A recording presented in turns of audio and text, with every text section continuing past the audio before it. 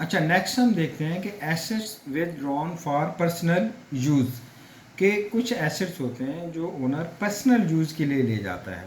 तो जो personal use के लिए आप लेके गए हैं एसेट, उससे ड्राइंग डेबिट होगा और वो एसेट क्या होंगे, क्रेडिट होंगे। यानी अगर आप फर्नीचर लेके गए तो फर्नीचर क्रेडिट हो जाएगा, अगर आप परचेजेस लेके गए, गुड्स लेके गए तो परचेजेस क्रेडिट हो जाएंगे। तो जो भी आप एसेट लेके जा रहे हो उससे ड्राइंग डेबिट होगा और वो एसेट क्या हो जाएंगे, क्रेडिट हो जाएंगे।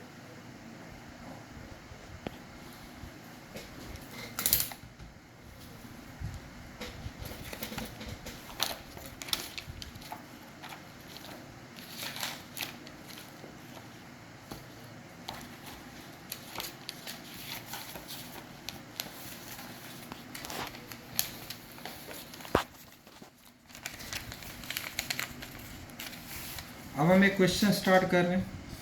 ये अकाउंटिंग का ईयर है 2018 और ये रेगुलर और प्राइवेट दोनों में यही क्वेश्चन लगा हुआ है।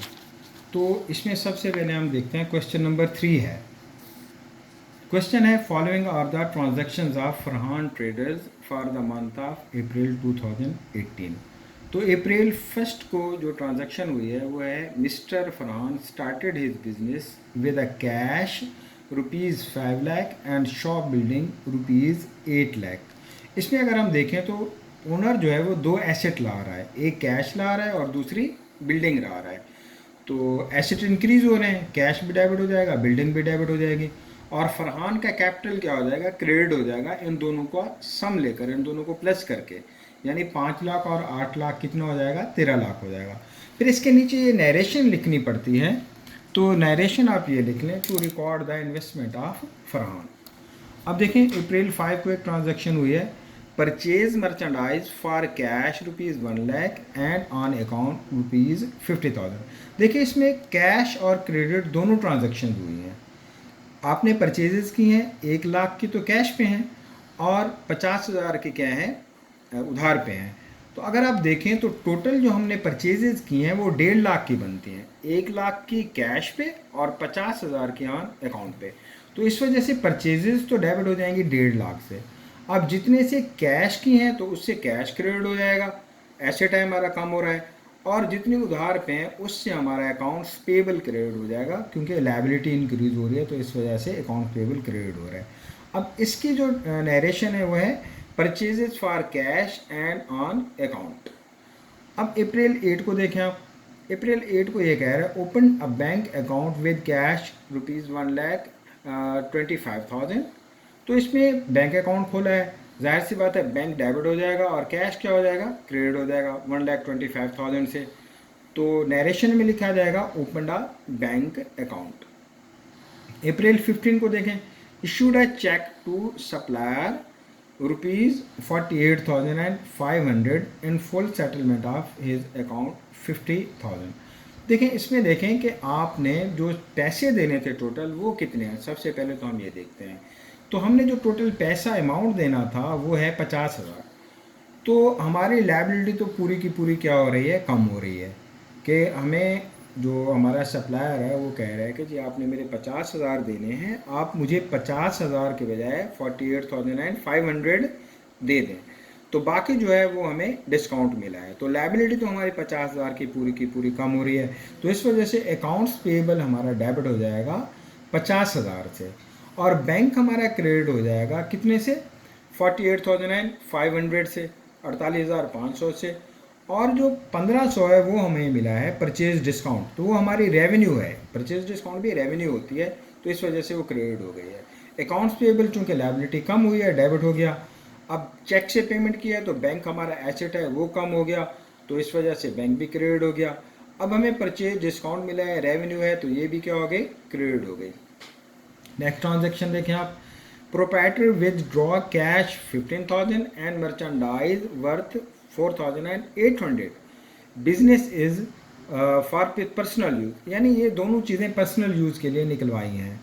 तो देखें क्या निकलवाया है, एक तो कैश निकलवाया है 15,000 और दूसरा परचेजेस निकला लिए हैं 4,800 की। तो हम देखते हैं टोटल ड्राइंग कितनी है, 15,000 और 4,800 को प्लस करें तो ये बनता है 19,800। तो ड्राइंग हमारी डेबिट हो जाएगी 19,800 से, कैश हमारा क्रेडिट हो जाएगा 15,000 से, और परचेजेज या मर्चेंडाइज हमारी क्रेडिट हो जाएंगी 4800 से। तो इसकी जगह आप परचेजेज भी क्रेडिट कर सकते हैं मर्चेंडाइज की जगह, क्योंकि हम परचेजेज के नाम से डेबिट कर रहे होते हैं, तो यहाँ पे आप परचेजेज के नाम से क्रेडिट कर दें। और इसकी नरेशन है कि with due cash and merchandise. ये क्वेश्चन मैं एक मरतबा दोबारा आपको रिवाइज करवा देता हूँ, दोबारा पढ़ा देता हूँ ताकि अच्छे तरीके से समझ में आ जाए। तो पहली ट्रांजैक्शन है, mister Farhan started business with cash 5 lakh and shop building 8 lakh. तो इसमें जो ट्रांजैक्शन हुई है कि बिजनेस स्टार्ट किया गया है कैश से और बिल्डिंग से, तो जो एसेट आए हैं कैश और बिल्डिंग वो डेबिट हो जाएंगे और फरहान कैपिटल क्या हो जाएगा, क्रेडिट हो जाएगा, इन दोनों को प्लस करके। अप्रैल 5 को ट्रांजैक्शन हुई है, purchase merchandise for cash 1 lakh and on account 50,000, यानी कैश परचेजेज भी हुई हैं और क्रेडिट परचेजेज भी हुई हैं। तो सबसे पहले हम देखते हैं कि टोटल परचेजेज हुई कितने की हैं। 1 लाख की कैश पे और 50,000 की उधार पे हैं, तो 1.5 लाख की परचेजेज हुई हैं। तो परचेजेज डेबिट हो जाएंगी 1,50,000 से, डेबिट हो जाएंगी क्योंकि एक्सपेंस है हमारा, या आप एसेट ट्रीट कर लें, तो ये डेबिट हो जाएंगे, इंक्रीज हो रही हैं। कैश हमारा एसेट है, डिक्रीज हो रहा है, तो कैश 1 लाख से क्रेडिट हो जाएगा। और इसी तरह जो उधार पे उससे हमारी लायबिलिटी इंक्रीज हो रही है, तो वो भी क्रेडिट हो जाएगी अकाउंट्स पेबल के नाम से 50,000 से। अप्रैल 8 को है, open bank account with cash 1,25,000, कि हमने बैंक में खाता खुलवाया है, तो उससे बैंक हमारा डेबिट हो जाएगा और कैश कम हो जाएगा। एक एसेट बैंक इंक्रीज हो रहा है और कैश डिक्रीज हो रहा है, तो जो इंक्रीज हो रहा है वो डेबिट हो जाएगा और जो डिक्रीज हो रहा है वो क्रेडिट हो जाएगा। उसके बाद है अप्रैल 15 को, तो इसमें अगर आप देखें तो अप्रैल 15 को हुआ है कि issued a cheque to the supplier 48,000 and full settlement of his account 50,000, कि आपने 50,000 देने थे, सप्लायर ने आपको कहा कि आप 48,500 दे दें, 1,500 आपको डिस्काउंट है। तो लायबिलिटी हम देखेंगे वो तो 50,000 की पूरी कम हुई, तो इस वजह से अकाउंट्स पेबल डेबिट हो जाएगा 50,000 से। बैंक हमारा गया, चेक गया हमारा 48,500 से, तो उतने से हमारा बैंक कम हो गया और परचेज डिस्काउंट जो हमें मिला वो हमारे लिए इनकम है, वो है 1,500 से। अब नेक्स्ट देखें 25,000 को, तो वो है proprietor withdraw cash 15,000 and merchandise 4,800। तो कैश भी पर्सनल यूज़ के लिए निकलवाया है और परचेजेज भी हैं, मर्चेंडाइजेज भी हैं। तो इस वजह से ड्राइंग टोटल होगी 19,800 की, 15,000 और 4,800। तो ड्राइंग हो जाएंगी 19,800 से डेबिट, कैश क्रेडिट हो जाएगा 15,000 से और मर्चेंडाइज क्रेडिट हो जाएंगी 4,800 से। तो इसमें एक बात का ख्याल रखना है कि जो डेबिट वाला अकाउंट है वो आपने लिख दिया, क्रेडिट वाला अकाउंट थोड़ा आगे करके लिखना है। और एक और बात मैं आपको बता दूं कि ये हम जर्नल बना रहे हैं, तो जब जर्नल बनाते हैं तो उसमें सबसे पहले कंपनी का नाम लिखा जाता है, उसके बाद जो आपके पास स्टेटमेंट है उसका नाम लिखा जाता है। जैसे जर्नल है तो जर्नल लिखेंगे, फिर इसके ये कॉलम है, डेट का कॉलम है, पर्टिकुलर्स का है, ये पोस्ट रेफरेंस का है, ये डेबिट का है, ये क्रेडिट का है। तो डेट के कॉलम में डेट आएगी, पर्टिकुलर्स के कॉलम में जो भी हम एसेट्स हैं उनके नाम लिखेंगे और नरेशन लिखेंगे।